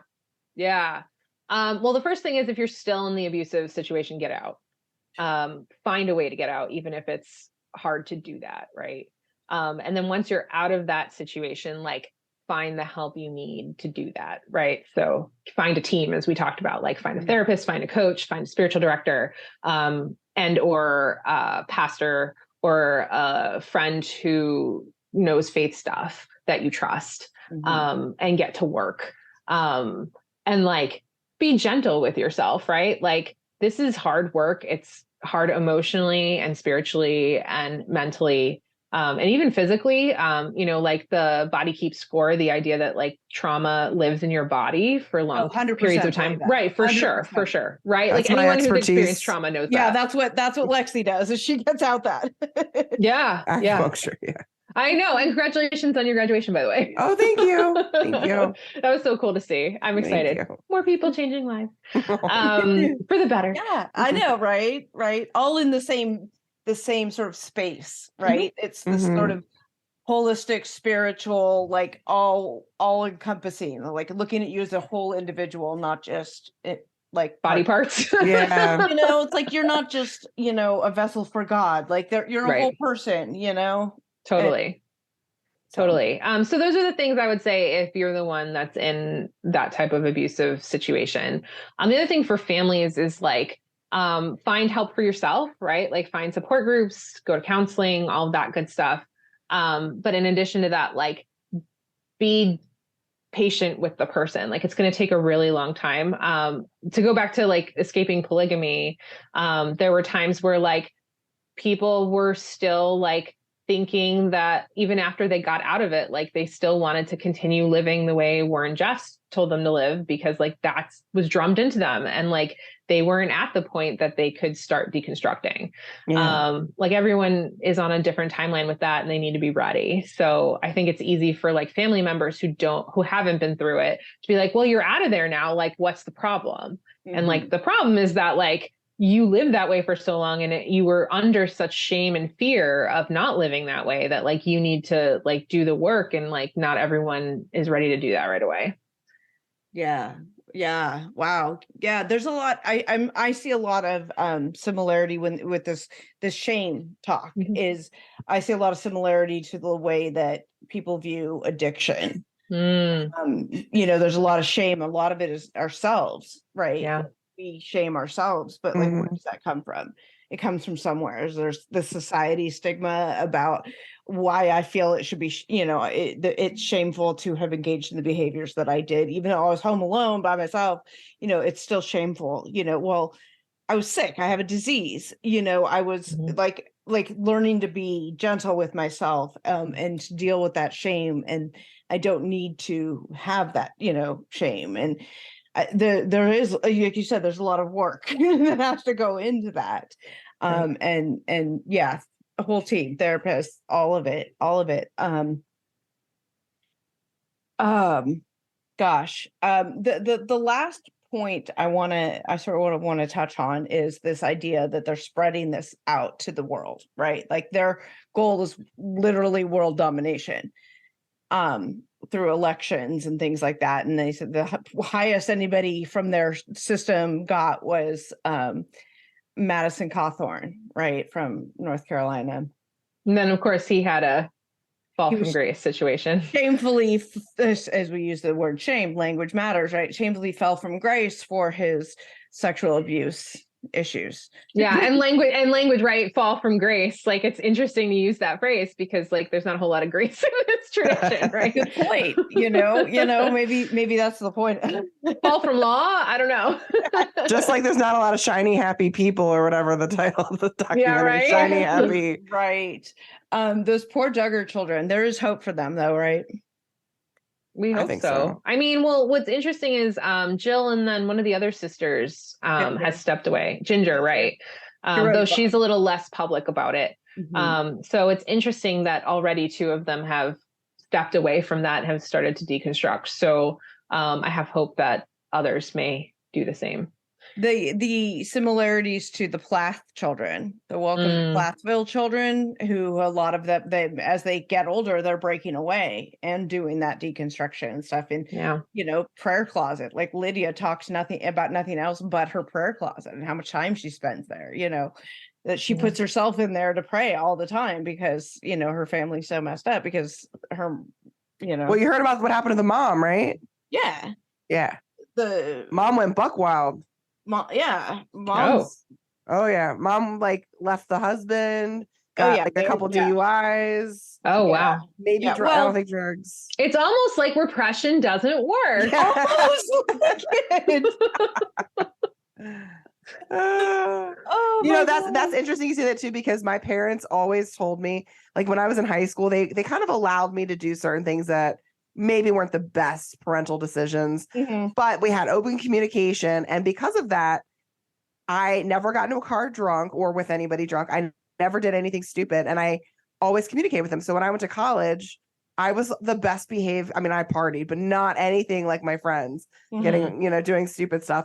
I didn't have to rebel, or I didn't have to go absolutely crazy because I wasn't repressed. I wasn't either. I was brought up the same way, right? Like, Gen X, we were feral, right? Like, and I was the youngest, and my parents didn't really care. Like, they never knew where I was or what I was doing, But there was no repression there either, and I still grew into an alcoholic because I was born an alcoholic, right? Like it, I mean, I don't know. Like, if I'm going to be an alcoholic, I'm going to be an alcoholic. It's not, you repressing me isn't going to stop it. It may just delay it, and then just get worse when it's addiction is a little different. Well, you see it with the mom, the Plathville mom, though, because she talked about how she had issues with alcohol and stuff, and then she goes and she becomes this ultra uber religious repressing. I didn't know she had issues. She had issues before, and then she went this straight and narrow path and doing all this, and then it's like almost like her repression didn't work, and she went buck wild. Yeah. Well, yeah, because you didn't actually treat the issue. Exactly. You covered it up. You were just like, well, I have Jesus now. Everything's happy and shiny and good, which is funny because that's not remotely what Jesus says. Right? Jesus is like, this is going to stink sometimes. I just want to let you all know. But I'm here for you. Okay. Right. But I'm with you the whole way, and it's totally worth it. Right. It's fine. You're going to be fine. I've got you. I love you. Okay. Exactly. You don't need to have long hair for me. I still love you anyway. If you have a nose ring. Doesn't have to be perfectly curled. I know. Long curled hair. Isn't it interesting how the different religions require different hair? Like the FLDS or the Warren, whatever. What is the FLDS? Yeah, FLDS. They have to have their hair up, right, in braids and the height way. The poof. Yeah. And the height of the poof differentiates the ranking amongst the wives. It's all about what the perverted men at the top like. It's just their thing. The control and the patriarchal society, and how much, there's a much broader conversation about how much in the history of all that, where that all comes from, which fascinates the hell out of me, but I'm sure would bore my many of our listeners. Read some interesting Mormon history about how polygamy started, because it's kind of crazy. Yeah, I think I've seen some of it. But then I got into it was on one of my YouTube rabbit holes, and I don't always trust the videos that pop up on YouTube because it's trying to indoctrinate me into it gets weirder and weirder as you go, right, and less legitimate. I want to know, so how did it start? It's like no longer PBS Frontline, it's suddenly this guy in his mom's basement talking about he needs the water under his, he needs the water, and he's going to go live in a storage unit in his ex-wife's backyard. Yeah. So basically, to very quickly, well, first of all, polygamy didn't really start with Mormons. We know that. Right. But how it started in that tradition is that at one point, they didn't do polygamy at first in that tradition. And then all of a sudden, the leader, I forget which one it was I don't remember if it was Joseph Smith or one of the other ones. I don't remember, but one of them was Joseph Smith, but was it? But at one point they were God told me that I should take another wife. God. Mm-hmm. And that's how it started. And then it became a thing. And then now we have all these offshoots of the Church of Jesus Christ of Latter-day Saints, because the traditional Mormons, right? The ones that the mainstream Mormons, if you will, right? Like they're very much anti-polygamy. Right. They renounced it. Yeah. I mean, partially probably because it became illegal, but minor detail, but also abuse and things going on. Right. But also there was like a lot of abuse happening with it. And so like they decided they weren't doing that anymore. And then like all these offshoots happened because people are like, no, this is what like that leader said that we needed to do because he was told by God, right? Like God ordained. So they talk about it on Sister Wives as the principle of plural marriage, in that like if you, and theirs is the you pronounced it right. I didn't. Apple. I can never pronounce it right. That's okay. Apostolic brotherhood, whatever that was. Apostolic. That's it. Thank you. Apostolic brotherhood one. That it's like you have to have all the wives so you can have all the children so you can get it. You can be part of the. I don't know if they're like of the 644,000 or whatever it is. I don't. Yeah. Well, there and like part of the Mormon tradition in general is like children helps you get to a higher level of heaven, basically. So you take that into account, and it's like, well, of course, polygamy makes sense because then you can have more children. Yeah, if you're a dude, right? right. But and then just the interesting, twists on how they twist God's word, and they twist scripture and all that to get what they want to fit into their little abusive bubbles, Yeah. The spiritual happens in a lot of traditions. Yeah. Just saying. It's almost like interpreting scripture can actually go wrong. Yeah. I don't know what you can possibly be talking about, Waco. Oh my gosh. No joke, right? Or like just like I went down the rabbit hole today of like reading through some of Gothard's teachings for IBLP and like how he interpreted scripture, and it is super disturbing. Can you give me like an example of one for your interpretation and then one of his, like how he would have misinterpreted that? I mean, that's a good question. Yeah. Well, so he, so without putting you on the spot, I didn't, sorry. No. So this is like a crazy one that really was just like, I was sitting there with my head in my hands for like a good 5 minutes, but like, so there's the Cabbage Patch Doll thing. Oh yes. But I didn't know what that came from until I did some research. So it's even crazier than it sounds. So basically he told people that like Cabbage Patch Kids could bring demons into your house because there could be demons like living in Cabbage Patch Kids, which just sounds crazy out of context, right? It's even crazier when you know what's behind that.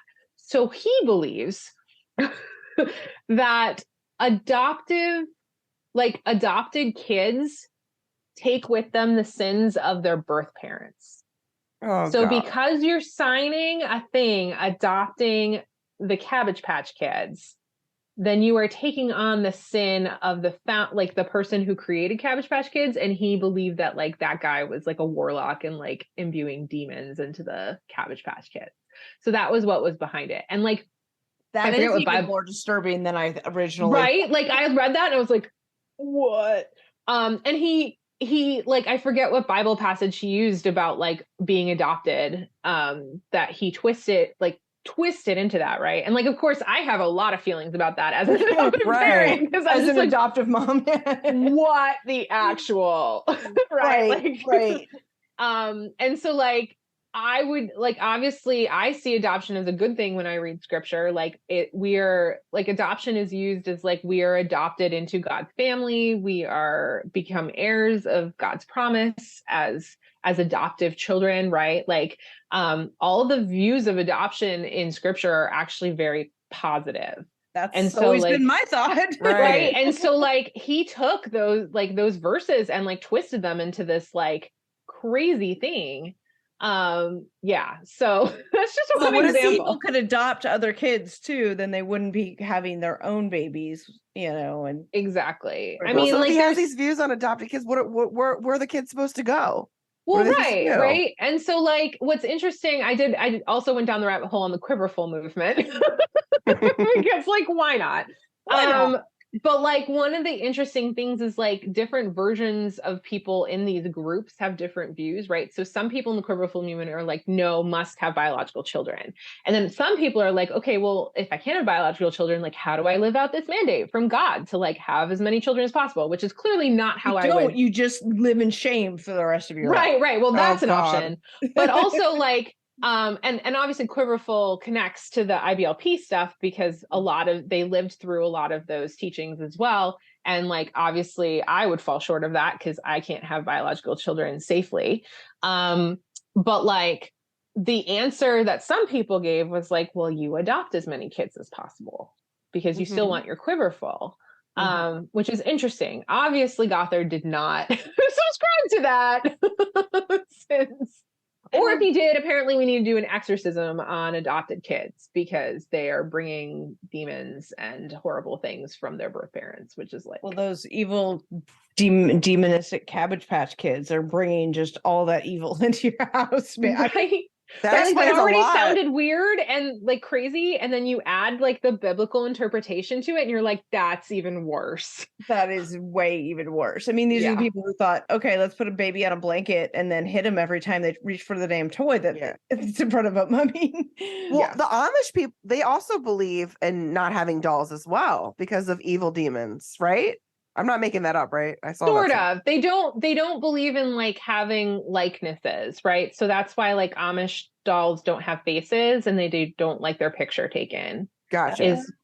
Is because like it's considered like not a good thing because it's vanity or whatever. Well, Amish people, I mean, there's a lot of abusive as stuff happening there too, right? I mean, in the Amish communities. I watch Return to Amish. Do you guys watch that? Yeah, it's super fake, but you know, it's so fake though, because then you like find out that like these people like lived outside of the Amish community like for a long time before. Years. For years. Yeah. And then you're like, oh, that kid that they were like they had been out of there for so long that they'd had a child together already, and then they were like making a big deal about them dating, and I'm like, what? Yeah, but there was an actual real documentary, and I don't remember, it's on one of the main streaming platforms. It's not like some guy dude did it in his basement or whatever, but where it's a documentary about the similar kinds of sexual abuse types of authority over the women and it was very specific to this area, but how the religion, was behind it. I don't remember. I have to. I'll look it up, but it was really good. But it doesn't surprise me. I mean, there's abuse. There's like you're talking about the spiritual abuse everywhere you go, and then the physical abuse, and then if they can combine the both, then all the better, right? Because it's under the auspices of God. Well, and the worst part is that like no one really acknowledged that like spiritual abuse was a thing for a really long time, and like I'm so grateful that now people are talking about it. And like I don't know if you all listen to the podcast The Rise and Fall of Mars Hill, but it basically talks about in Mark Driscoll's church like spiritual abuse, and again like this cycle of perpetuating spiritual abuse in this situation, and like it really blew apart like everyone's idea of like, oh my gosh, like maybe I have experienced spiritual abuse in situations, because people like didn't talk about it, or they just thought it wasn't like real, right? Because it wasn't physical abuse or whatever. And I think people feel the same way about emotional abuse. Like, well, if you didn't get hit, like it's fine. And it's like, no, it's not fine. Like, and so like, I'm just grateful that people are now talking about spiritual abuse and like acknowledging that it's a thing and that people are getting help for it, and getting out of spiritually abusive situations. I agree. I think, and I think it's important, and maybe, a good thing a good spot to end on is that, there are resources out there now, there didn't used to be, but there are resources out there, and we'll link to some of them. There are resources out there now to help in these situations. I'm also, hoping that maybe, with this documentary out there, people seeing it, it is triggering for people. It can be, so use that caution watching it, but maybe it will wake people up to what is out there or what they're experiencing. So I guess on that, I just want to thank you again. It is always a pleasure having you. We'll bring you back on for any whacked out religious documentary. I'd be more than welcome to come. I would love to do that. Let's do Hillsong next, because there's multiple documentaries about those folks. I'd be really curious with that because they only made a brief mention of it in the Hulu one, I think, about how like the actual religious principles that the Hillsong is based on is actually kind of at odds with how they present in this like massive mega rock star church type thing about, and I would really love to like get into some of that, in addition to of course more spiritual abuse, but that the patterns and maybe some of that, just some of the interesting cultural movements that happened with that.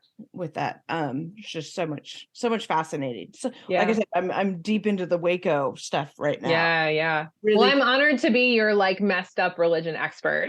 You are. You're amazing. I'm so happy to see you tonight. Thank you so much. This was so fun. I love being with y'all.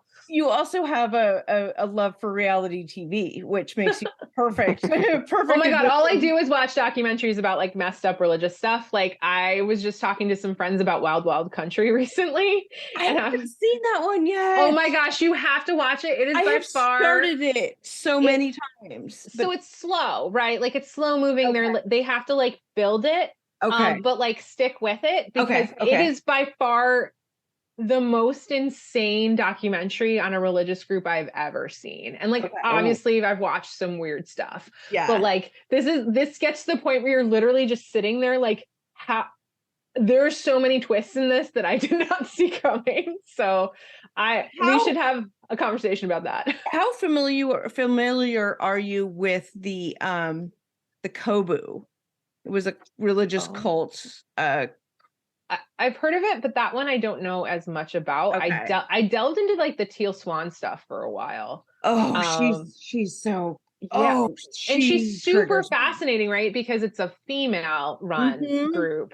But like, anyway, so like but I will check out the Kobu group, but like anytime there's like anything culty or like religion based, I watch it because I need to know that these things are out there so that if people come to me, like I know stuff about it. Right.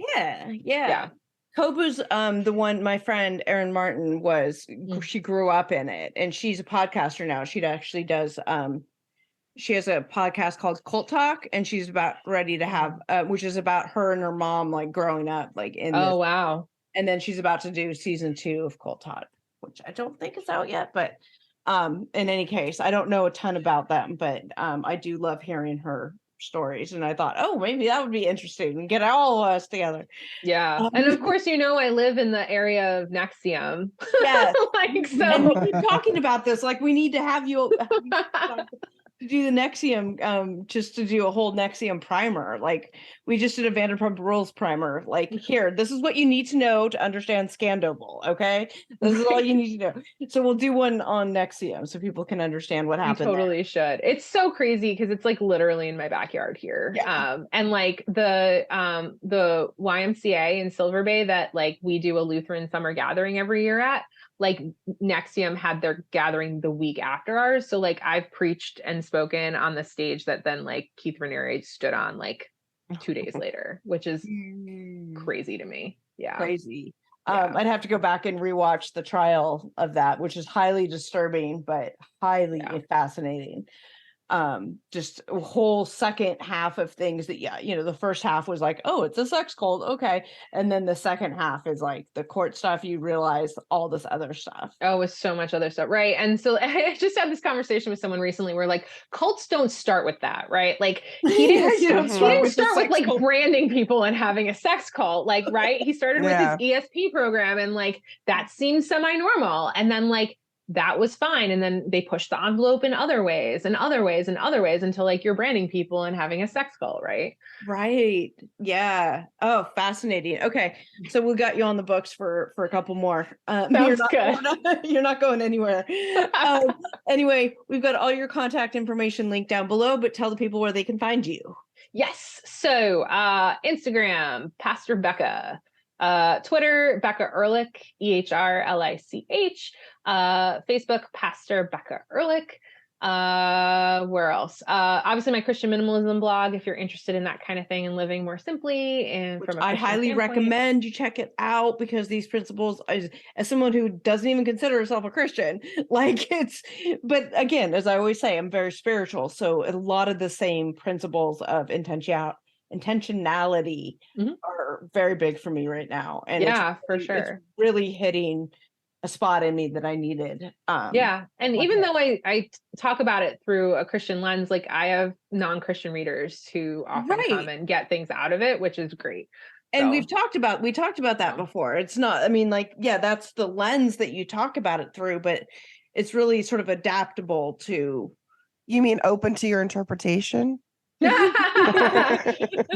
what's really fascinating about my blog is like a wide range of Christians read it too. So like, right, like, so we have everything from like fundamentalist Christians all the way through like Orthodox and everything in between. And so like, it's super fascinating to me sometimes, the conversations on the social media channels for Christian minimalism. Like my favorite, I'm going off topic, but my favorite story about that is in the Christian minimalism community group on Facebook, right? So there's the page and then there's a group that you can join.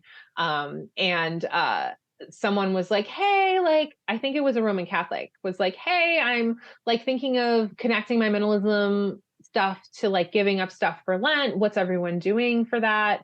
And like one of the evangelical Christians in the group was like, what's Lent? Right? Because that's not part of their tradition. And so like, it was really fascinating to watch like the more liturgical traditions, like explaining like the season of Lent and like introspection and like turning back to God, where we've made mistakes and repenting and blah, blah, blah. And like the evangelical, fundamentalist, other non-liturgical traditions are like, oh, I didn't even know this was a thing, and like doing research on Lent. And it was just like this really interesting conglomeration of like a whole bunch of different type of Christians coming together, which is cool. You don't have the flat earth, no dinosaur believer Christians. I mean, no one has posted anything like that. It doesn't mean they're not there, but like I've got one on my Facebook feed and she's highly entertaining. I say that it's so bad, but like, oh my God, like sometimes I'm like, really? Like, who ties your shoes for you that you think that? Oh my God. And oh my God. It's not about the religious stuff either. It's just about like the flat earth stuff. Yeah. And what's crazy is that like people are indoctrinated into that because, as you said, like the algorithms for like YouTube and all those things, like they just get more radical and more radical and weirder. And so like people keep going down this rabbit hole, and then they're like all of a sudden being like, the earth is flat. Suddenly, and it seems legit. It looks like it's coming from a legit source. It looks like it's coming from people who speak with authority and know what they're talking about. And yeah. Crazy. All that crazy stuff. Anyway, that'll do it for us today. Sorry. Thank you guys all for tuning in. Appreciate you all. We'll talk to you later. Bye. Bye.